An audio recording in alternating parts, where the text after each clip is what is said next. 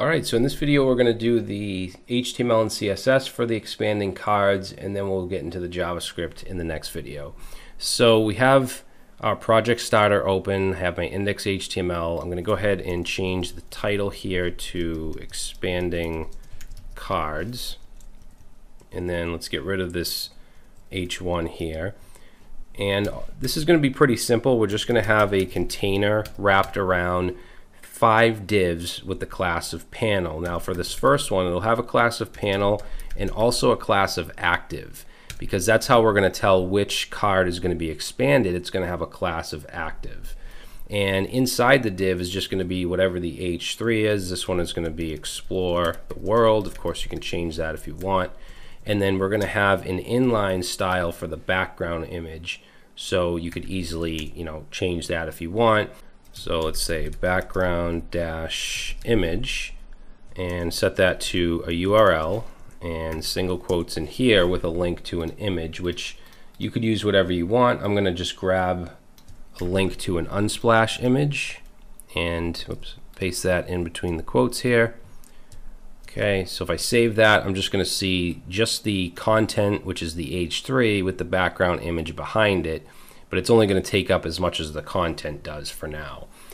So for the other 4 panel divs, I'm going to go right under this, still within the container, and I'm just going to paste these in. And of course, you can grab these from the project repository. And again, they're just panels with a background image in the inline style and then an H3 in the div. So wild forest, sunny beach, city on winter, mountains, clouds. So we'll save, and now we can see all the H3s with a little bit of the background image. So now let's jump into the style sheet and start to make this look, like some cards that we can expand. So the font, I'm gonna take this out and say CSS question mark family and set that to MULI. And then let's add that here in the body. So that will change the font. We don't need flex direction column.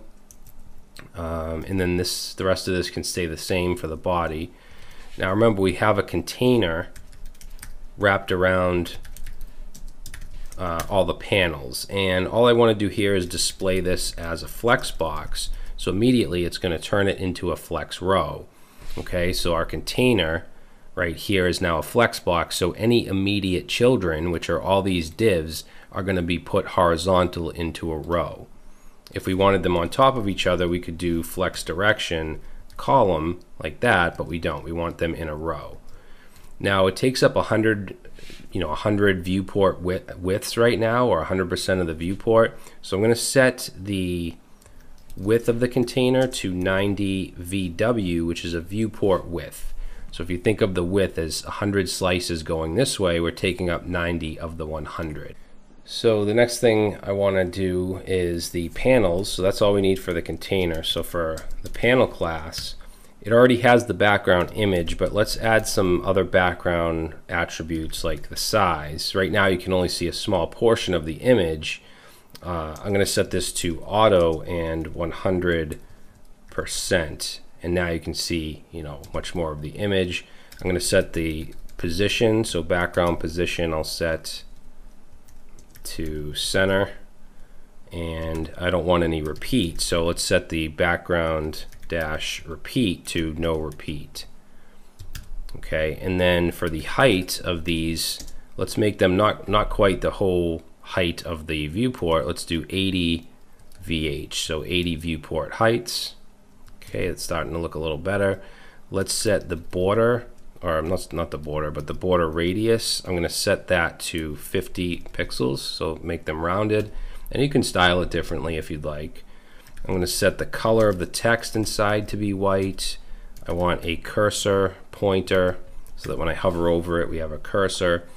Now the width, we can set the flex property since we're using Flexbox. I'm going to set it to an initial value of 0.5. So they're all going to be even right now.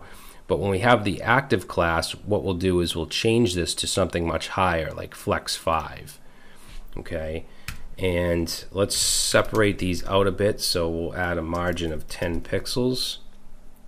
And then let's make this position relative because I want to position the H3s inside absolute. So that means that the H3 container div, which is or container element, which is the panel, has to be relative. And then when we do change the width for the active, like when we click and it turns active, I want it to not just flick to a bigger size or bigger width, but I want it to have a transition. So let's add a transition on the flex property, and we'll make it 0.7 seconds for the duration with an ease in effect. Okay, so we'll save that. Now, before we get to the active class, let's do the H3s that are inside of the panel. So we have panel H3, and I'm going to set the font size to 24 pixels. And let's set the position. So position is going to be absolute. That's why I made this relative. We want the H3 absolute within it, and I want it to be at the bottom left corner. So let's say 20 pixels from the bottom and 20 pixels from the left. If I save that, you can see the position has changed. I'm going to set margin to 0 on these. And I also only want the H3 to show if it's active, right? Because this doesn't look good. We can't even read the headings. So let's set the opacity to 0, which will just make them invisible. Okay, but when it's active, we'll show them. So let's first do the panel if it's active. So we're just saying if the panel div also has an active class, we'll change the flex from 0.5, which is the initial value, to 5. And now you can see it's much wider. For the H3, let's say panel active H3, and it has an opacity of 0 right now for every panel, but if it's active, let's set the opacity to 1. That way we can see it if it's active. Okay, now I do want to make it so if the screen is really small, that we only show 3 instead of 5 of these cards. So to do that, we can add a media query by saying @media, and we can use a min or a max width. I'm going to say max width of 480 pixels. And what this means is any styles that I put in here are only going to take effect if the screen is under 480 pixels. So one thing I want to do is the container is initially set to a width of, I think it's 90 viewport widths. We're going to set it to 100 viewport widths on small screens so that it takes up a little more room and it gives us some extra space. Okay, and then I'm going to remove the last 2 panels, and the way that I can do that is by saying panel, and I can use the pseudo selector by using a colon here, and then nth dash of dash type.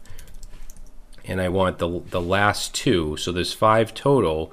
I want 4 and 5, so I can take nth of type 4, that's going to grab this one, but I also want the 5th one, so I'm just going to copy that, put a comma here, and let's also grab the 5th one, last one, and let's set display to none, which will just get rid of them. So now you can see on small screens there's only 3 images or 3 cards. If I go past 480, now there's 5. Okay, so that's what that media query does for us. I'm just going to make this a little bigger. So that should do it for the CSS. Now, obviously, we want the functionality where we click on one of these and it expands, and the other one gets smaller, and we can see whichever one is active. So for that, we need JavaScript. So that's what we're going to do in the next video.